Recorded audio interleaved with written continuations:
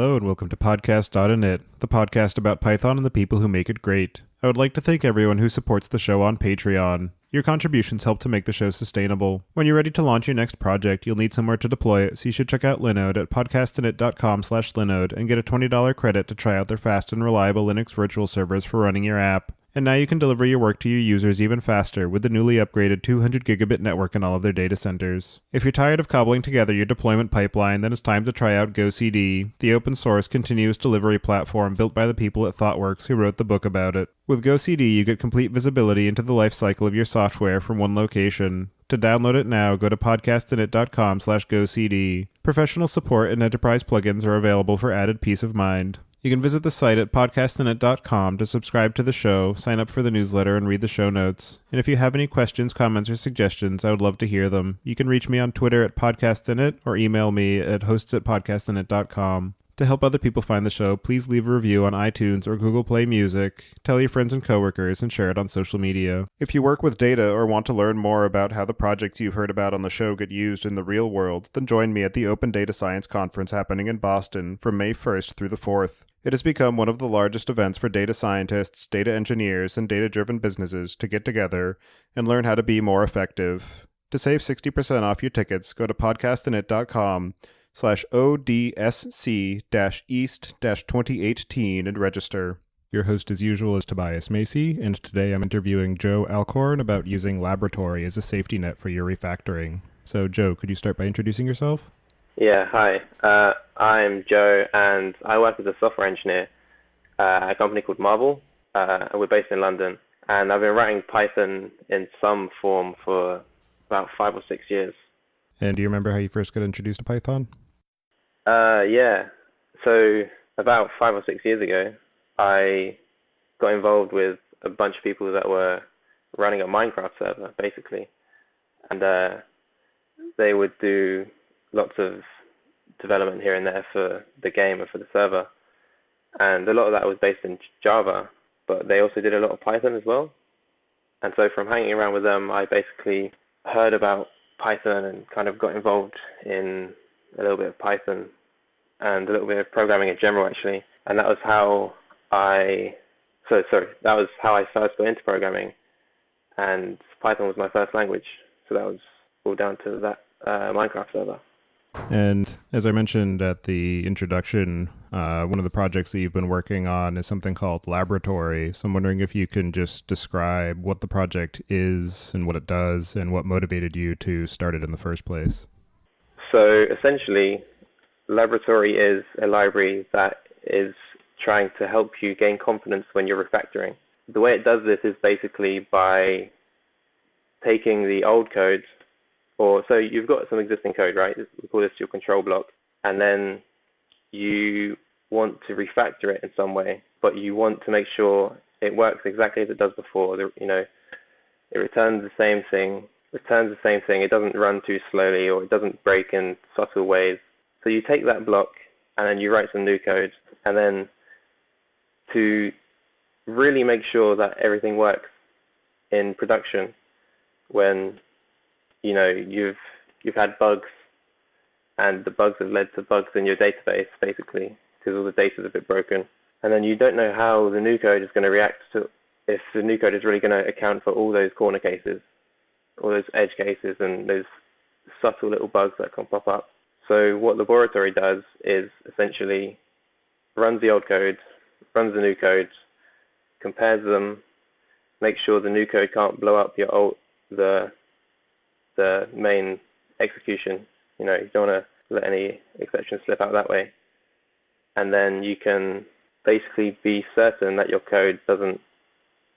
new code works as it should. And what motivated me to start the project was that I read a blog post about GitHub and how they use this technique to refactor some of their complex permissions code. And so at the time, we were doing something similar at work, and this was something that could obviously be very useful. The only problem was the library they built was in Ruby, and we used Python. So that was the motivation.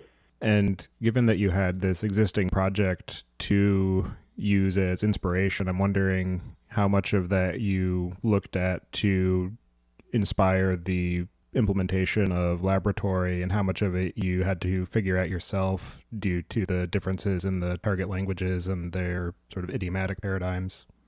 So yeah, originally I tried to keep the implementation quite close, and that was mostly because I wanted to get up and running quickly. But it led to an API that was not super nice or super idiomatic, I think. So about the start of this year, I decided to rework it a little bit. It's just less clever now, which is normally a good thing for APIs. And when you were doing that refactoring of the laboratory code, did you happen to use laboratory itself to ensure that the operation was staying consistent?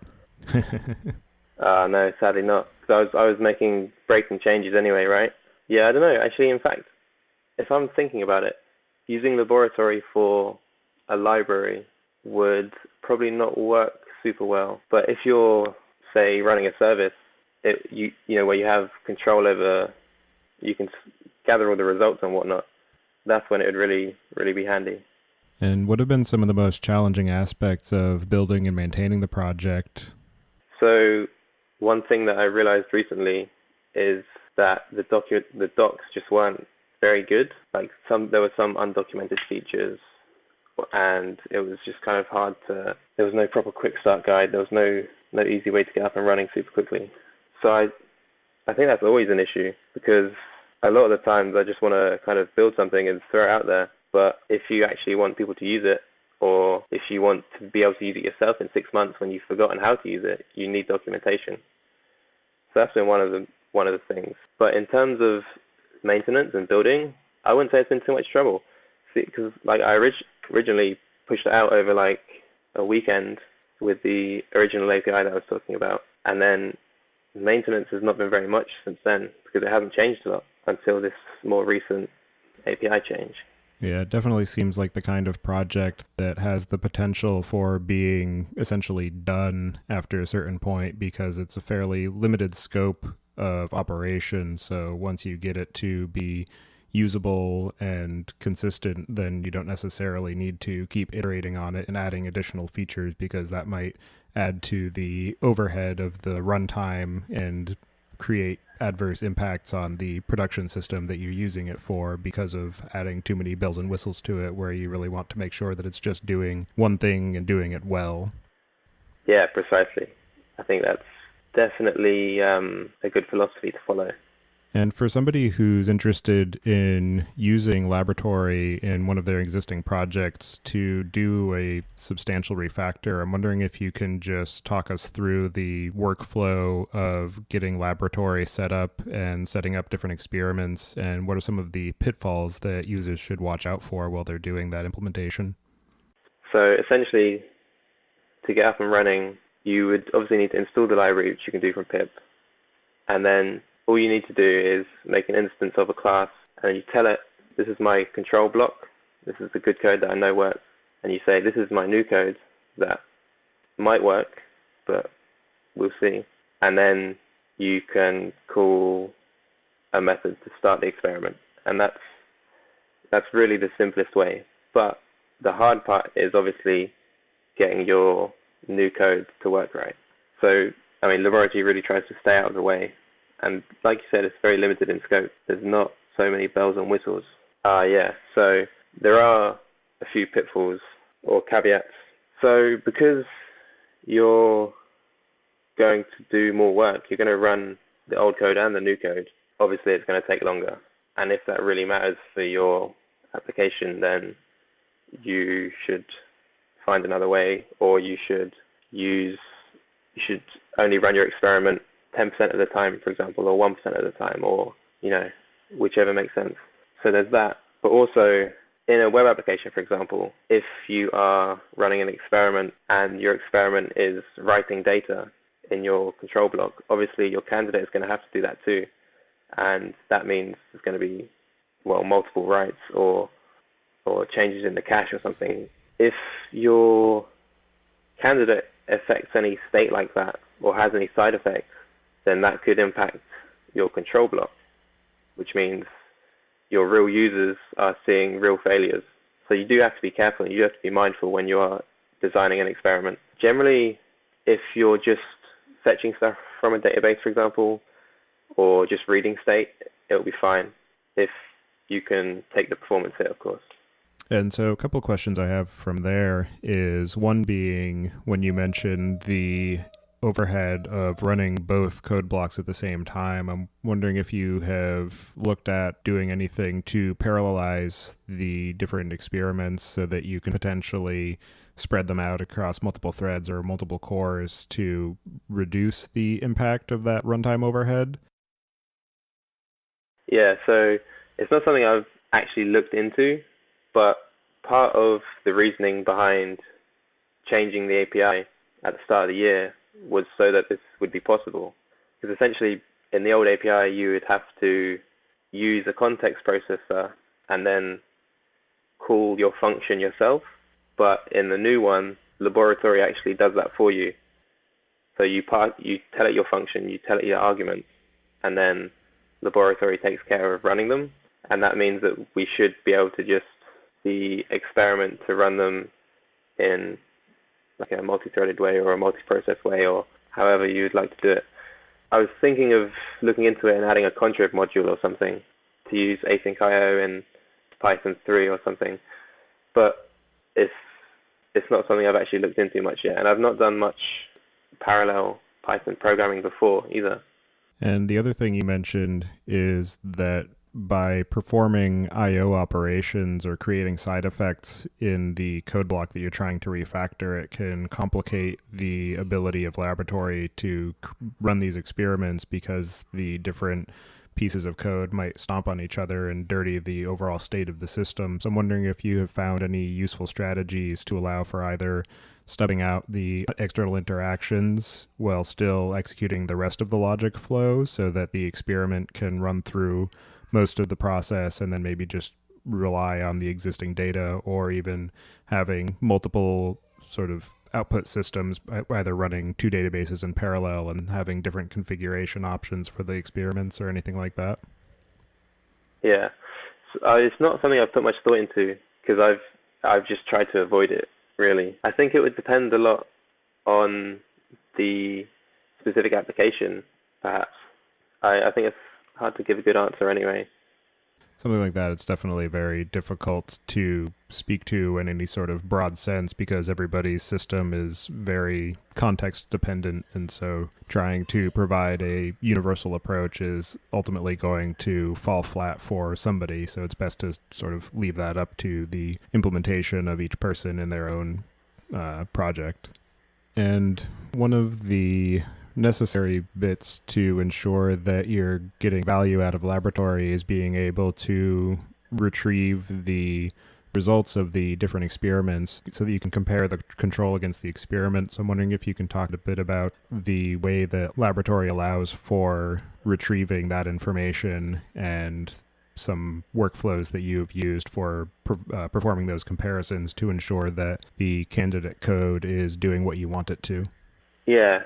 So essentially, when you've run both your bits of code and you have seen if they match or not, you can publish this data. And by publishing it, you can obviously try and narrow or hone in on what's causing the mismatches. So the laboratory doesn't do this for you because, again, this is one of those things that is really going to be so different on each individual system or in each different deployment, you know. But what I normally do is I send a count of how many things have matched and how many things have not matched to Graphite, and then make some graphs out of that. Then you can see exactly how many times it's going wrong and how many times it's working. And then you can also take the actual return values of the functions you defined, so your control and your candidate, and then you can maybe pickle them or something, put them into Redis or write them to disk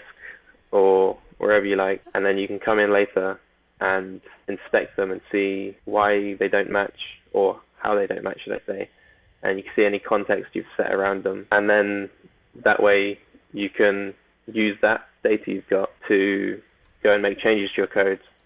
And then when you push those out and deploy those, you'll hopefully see the effect in your graphs.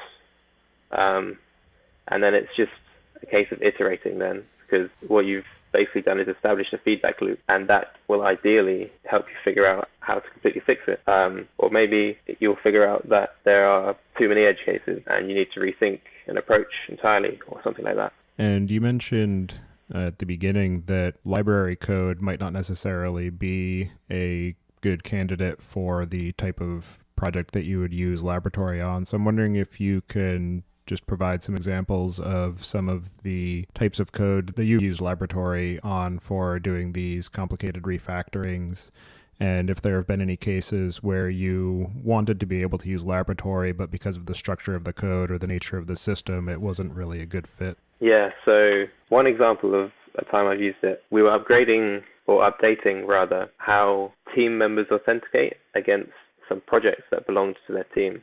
And we had the old method, which we trusted to work, but there was quite a lot of logic, and there were lots of different branches, and it was kind of hard to follow.